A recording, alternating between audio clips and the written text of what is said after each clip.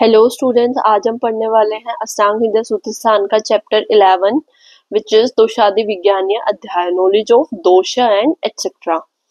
सबसे पहले इस चैप्टर में बताया गया है देहस्य मूलम मतलब chief constituents of the body. दोष धातु मला मूलम सदा देहस्य मतलब दोष धातु और मल ये मूल बताए गए हैं हमेशा किस चीज के, देह से, शरीर के। दोष हमारे तीन होते हैं, वात पित्त एंड कफ। धातु हमारी 7 होती है, रस रक्त मांस मेद अस्थि मज्जा शुक्र। मल हमारे 3 होते हैं, मूत्र पुरुष और स्वेद।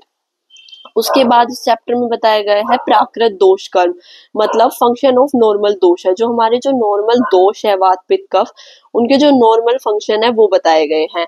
वात का है तम चला, वात इज रिस्पॉन्सिबल फॉर मूवमेंट्स मतलब जो वात दोष है वो किस चीज के लिए रिस्पॉन्सिबल होता है, मूवमेंट्स के लिए। उसके बाद हम देखेंगे जैसे बताया गया है उत्साह उच्छ्वास निश्वास चेष्टा वेग प्रवर्तने सम्यक गत्या च धातूनाम अक्षाणाम पाठवेन च अनुग्रहत्य विकृत। ये सारे हमारे वात के बताए गए हैं कि मतलब वात के नॉर्मल गुण क्या होते हैं, कि वात का चल गुण होता है, अगर वो नॉर्मल स्टेट में होता है वो बॉडी को प्रोटेक्ट करता है, एंथुजियाज्म प्रोवाइड करता है, एक्सपायरेशन इंस्पिरेशन मतलब इक्वल करे तो रेस्पिरेशन को कंट्रोल करता है। सारी एक्टिविटीज हो गई हमारी बॉडी माइंड की, स्पीच की, इनिशिएशन ऑफ द अर्जेस जो हमारे वेग हमें उत्पन्न होते हैं, तो ये सब हमारे मेंटेनेंस ऑफ धातु उनकी नॉर्मैलिटी और उनका प्रॉपर फंक्शनिंग हमारे सेंस ऑर्गन्स का, ये सारे हमारे वात के नॉर्मल लक्षण है। उसके बाद पित्त के बारे में बताया गया है तो पित्तम पक्ते ऊष्म दर्शने शुत्रिट अरुचि प्रभा मेदा धी शौर्य तनु मार्दवे। उसके बाद श्लेष्मा का श्लेष्मा स्त्रित्व स्निग्धत्व संधि बंधनम आदि में। उसके बाद बताया गया है कि पित्त अगर नॉर्मल स्टेट में होगा तो डाइजेशन करेगा, मेंटेन बॉडी टेम्परेचर को मेंटेन करेगा, विजन को, production of hunger, thirst, appetite, complexion, intelligence, courage, valour, softness of the body. उसके बाद श्लेष्मा के बारे में बताया गया है ल्यूब्रिकेशन प्रोवाइड करेगा, कंपैक्टनेस, फर्मनेस ऑफ जॉइंट होगी, और जो भी हमारे इमोशन स्ट्रेन सब कुछ इनको फॉरबेयर करेगा, सच अदर्स। ठीक है, तो हमारे दोषों के नॉर्मल कर्म बताए गए हैं। उसके बाद बताया गया है प्राकृत धातु मल कर्म मतलब नॉर्मल धातु के और मल के जो कर्म बताए गए हैं। पहला है प्रीणम जीवनम लेप स्नेहो धारण पूर्णे गर्भोत्पादश्च धातुनाम श्रेष्ठम कर्म क्रमत् स्मरात्। ठीक है, क्रमात् स्मृतम। इसमें बताया गया है कि प्रीणम ये हमारी रस धातु का कर्म है, प्रीणन करना। जीवनम रक्त धातु का, लेप करना मांस धातु का, स्नेह मज्जा अस्थि धातु का क्या काम है, धारण करना, और मज्जा धातु का क्या काम है, पूर्ण करना। उसके बाद गर्भोत्पादश शुक्र धातु का काम है। ठीक है, ये सारे 7 धातुओं के कर्म बता दिए गए। ये बहुत इंपॉर्टेंट श्लोक है, इसको याद कर लेना, ये आगे भी बहुत काम आने वाला है। उसके बाद इस चैप्टर में बताया गया है कि वृद्ध दोष कर्म मतलब जब दोष बढ़ जाते हैं, जैसे वात वृद्धि, पित्त वृद्धि और कफ वृद्धि, तो क्या क्या लक्षण होंगे। तो बताया गया है कार्ष्य काष्ण्यो उष्कामत्वम कंपनाहत चक्रद्रहान बल निद्र इंद्रिय भ्रंश प्रलाप भ्रमदीनता।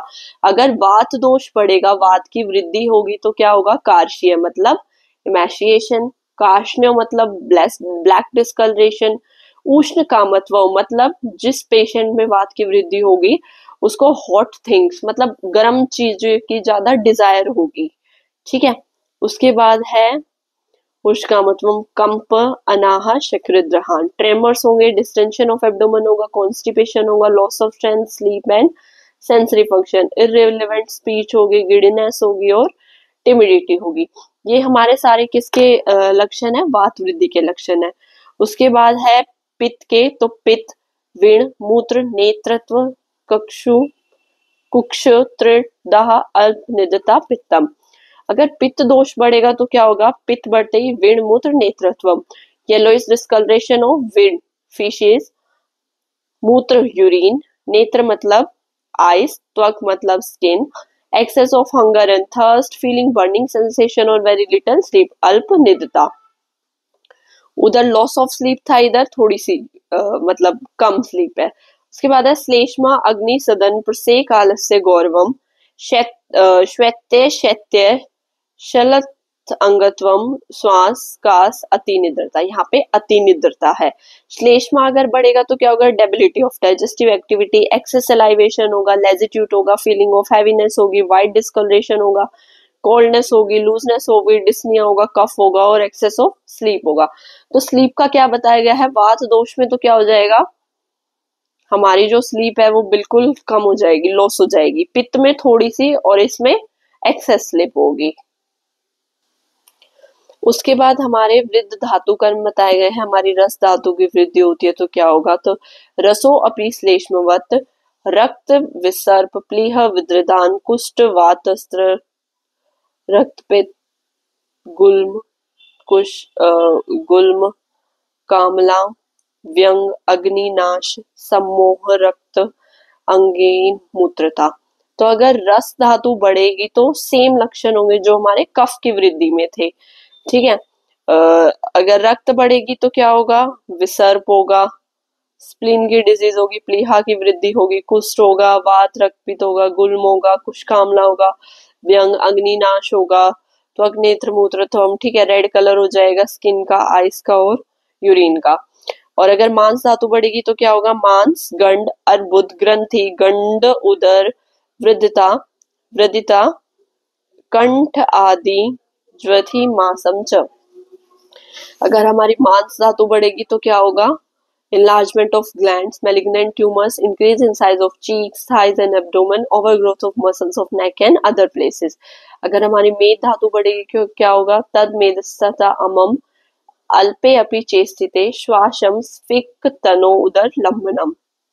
मतलब इसमें क्या होगा, हमारे dropping of buttocks, breast and abdomen. उसके बाद अस्थि धातु का बताया गया है, अस्त्य अस्त्य अध्यस्थि अधिदंताश्च। अगर हमारी अस्थि धातु की वृद्धि होगी तो ओवरग्रोथ होगी बोन्स की और एक्स्ट्रा टीथ की फॉर्मेशन होगी। उसके बाद मज्जा के बारे में बताया गया है, मज्जा नेत्रांग गौरवम परवसु स्थूल मूलानी कुर्यात कृच्छ अन्य अरुषिम च। अगर मज्जा धातु बढ़ेगी तो हैवीनेस ऑफ आईज होगी, बॉडी में होगी, बॉडी के जॉइंट्स का साइज बढ़ेगा, अल्सर होगा which are difficult to cure. अगर शुक्र धातु बढ़ेगी तो क्या होगा, अति स्त्री कामता होगी, वृद्धम शुक्रम होगा, शुक्र स्मरी अपी होगी, ठीक है। उसके बाद हमारे वृद्ध मल के कर्म बता दिए गए हैं। शकृत अगर वृद्ध होगा तो क्या होगा, कुक्षी में आदमान होगा, अटोप होगा, गौरवम होगा, वेदना होगी। मूत्र में क्या होगा, बस्ती निस्तोद, बस्ती मतलब ब्लैडर में पेन होगा, कृते अप्य कृतम संज्ञताम, ठीक है। उसके बाद है स्वेदो अति स्वेद दुर्गंधे कंडू, दुर्गंधता और कंडू उत्पन्न होगा, ठीक है। उसके बाद सेम जैसे हमने दोष के वृद्धि के लक्षण पढ़े, धातु के वृद्धि के लक्षण पढ़े, ऐसे ही मल के वृद्धि के लक्षण पढ़े, ऐसे ही दोष क्षय के लक्षण आ जाएंगे। अगर वात धातु का क्षय होगा तो क्या होगा, लिंग शीने अनिलंगस्य साधु अल्प भाषी तेहितम संज्ञा मोहस्तथा श्लेष्म वृद्ध युक्त अम्य संभव। जब वात दोष डिक्रीज होगा तो क्या होगा, बॉडी की डेबिलिटी होगी, पर्सन जिसको क्षय हुआ है वो बहुत कम बोलेगा, बहुत कम फिजिकल एक्टिविटी करेगा, लॉस ऑफ सेंसेशन होगा, उसको लॉस ऑफ कॉन्शियसनेस होगी। ये सारे मतलब जो वात कफ की वृद्धि वाले लक्षण है वो सारे क्षीण वात के लक्षण होंगे, वात क्षय के लक्षण होंगे। उसके बाद है पित्त का, पित्ते मंदो अनल शीतम प्रभात हानि। पित्त घटेगा तो क्या होगा, वीकनेस ऑफ डाइजेस्टिव एक्टिविटी होगी, कोल्डनेस होगी और लॉस ऑफ लस्टर या कॉम्प्लेक्शन होगा। श्लेष्म अगर क्षय होगा तो कफे भ्रम श्लेष्म शयानाम शून्यत्वम हृदय स्थिल अंगता। तो क्या होगा, एम्प्टीनेस होगी हमारे ऑर्गन्स की, ट्रेमर्स होंगे, पैल्पिटेशंस होगी हार्ट में और लूजनेस ऑफ जॉइंट्स होगी। उसके बाद है रसे रोक्ष्यम श्रम शोषो ग्लानि शब्द सहिष्णुता। अगर रस धातु का क्षय होगा तो क्या होगा, रुक्षता आएगी, श्रम होगा, शोष गलानी शब्द सहिष्णुता होगी। सेम ऐसे रक्त मांस मेद, अस्थि, मज्जा, शुक्र। ये सारे अगर आप श्लोक याद कर लेते हो तो आपको फिजियो में भी हेल्प करेंगे और सब्जेक्ट्स में भी। उसके बाद पुरीश का आ गया, मूत्र, स्वेद, ठीक है, ऐसे सारे हैं। उसके बाद हमारा जो इम्पोर्टेंट श्लोक आता है, जैसे इसमें बताया गया है, दोषादीनाम यथा स्वं च विद्यातिशयोभिषेक शेण विपरीतानाम गुणानाम वृद्धनेन च। Increase and decrease of dosha and other can be understood by decrease of their opposite qualities and increase of similar quantities respectively. The increase of mala by their non-elimination and their decrease by too much elimination. ठीक है, यहाँ पे example दे दिया गया मल का elimination, मल का इंक्रीज जब बढ़ेगा जब हम उनको बॉडी से ना एलिमिनेट ना करें, नॉन एलिमिनेशन रखें, मतलब बॉडी में ही रखें। और वो घटेंगे कब, जब हम उनको बाहर निकाल देंगे, जब उनका एलिमिनेशन कर देंगे। तो ऐसे एग्जाम्पल दिया गया है वृद्धि और क्षय के विषय में, ठीक है। उसके बाद है ये इंपॉर्टेंट श्लोक है, वृद्ध दोषादि चिकित्सा बताई गई है यहाँ पे। तत्र स्थिनि स्थितो वायु, इस ट्रीटमेंट को हम आश्रय आश्रय भाव भी बोलते हैं। डायरेक्ट क्वेश्चन भी पूछा जा सकता है, एक्सप्लेन आश्रय आश्रय भाव। तो इसको हम देखते हैं।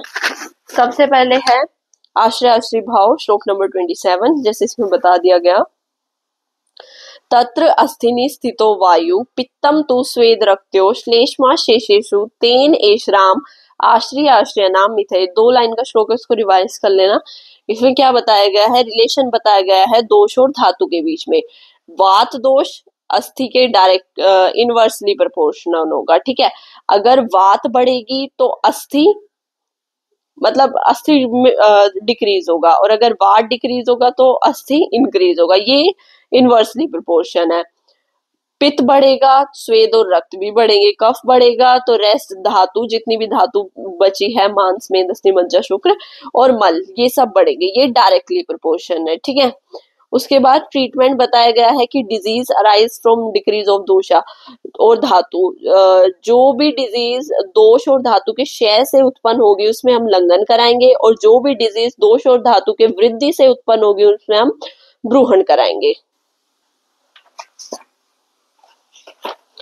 उसके बाद हम इस चैप्टर में हमारा ऑर्डर ऑफ विशेषण बताया गया है कि पहले दोष दूषित होते हैं, फिर धातु, फिर मल और फिर मलायन। मलायन क्या होता है, it is a route of elimination of waste product.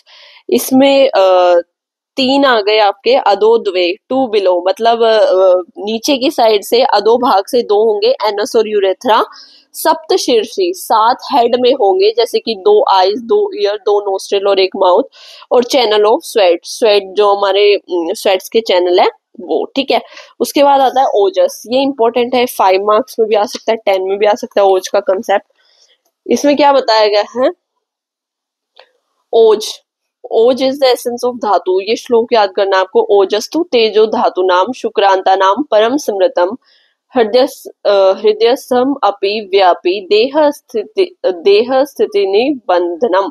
ये स्निग्ध सोमात्कम, ये सारे हमारे ओज के गुण बता दिए गए हैं। तो ओज को क्या बोला गया है, ओज इज द सार, एसेंस ऑफ द धातुस, ठीक है। उसके बाद है कहाँ लोकेट होता है, ये हृदय में होता है, हमारी पूरी बॉडी में रहता है और कंट्रोल करता है हमारी बॉडी की वर्किंग को। उसके बाद ओज के बारे में बताया गया है कि ओजशीयते कोप शुद्ध शोक श्रम आदि भी। मतलब ओज अगर डिक्रीज हो रहा है, ओज के डिक्रीज के कोज क्या हैं, तो वो है कोप, वरी, शुद्ध ग्रीफ, शोक, श्रम आदि भी, एक्सर्शन। ये सारे हमारे इसके क्या है, ये हमारे इसके ओज के क्षय के कारण है। विभेति दुर्बलो भीषणम ध्यायति व्यथित इंद्रिय, ठीक है। ये सारे बता दिए गए हैं। उसके बाद दुच्छायो दुर्मना रूक्षो भवेत श्याम त्यक्षते जीवनीय औषध शीर रसा अध्यात्स्त्र भेषजम। ओज क्षय के लक्षण बता दिए गए हैं, दुच्छायो दुर्मना रूक्षो भवेत श्याम त्यक्षते, ठीक है। और उसके बाद उनका ट्रीटमेंट क्या है, जीवनीय औषध, शीर, रस आदि भेषज का प्रयोग करना चाहिए, ठीक है। उसके बाद इस श्लोक में बता दिया गया है कि increase and decrease should be controlled by avoidance and indulgence of food which are dislike and dis desired respectively if such food not suitable. ठीक है, इस चैप्टर में इतना ही है। Thank you.